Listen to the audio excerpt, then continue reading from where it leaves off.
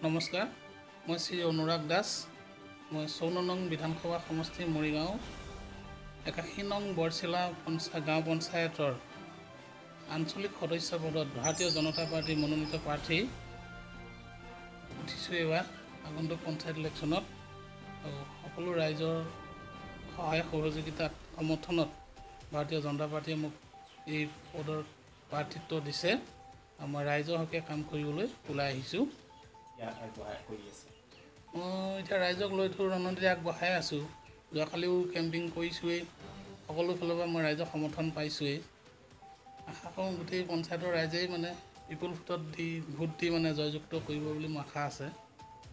আপুনি অঞ্চলত গৈছে, ৰাইজে কিমান সহায় জনাইছে? ৰাইজে 100% সহায় জনাইছে। এতিয়া যিমানলৈকে ঘূৰিছোঁ গোটেই পঞ্চায়তটোৱে ঘূৰিছোঁ, মই মানে জ্যেষ্ঠ ব্যক্তিসকলকো লগ কৰিছোঁ, তেখেতসকলৰ পৰামৰ্শও লৈছোঁ। তেখেতসকলেও মানে মোক যথেষ্ট সহায় জনাইছে আৰু ৰাইজেও মানে সহায় আছে। আপোনাৰ এগেইনষ্টত আৰু কেণ্ডিডেট আছে নেকি?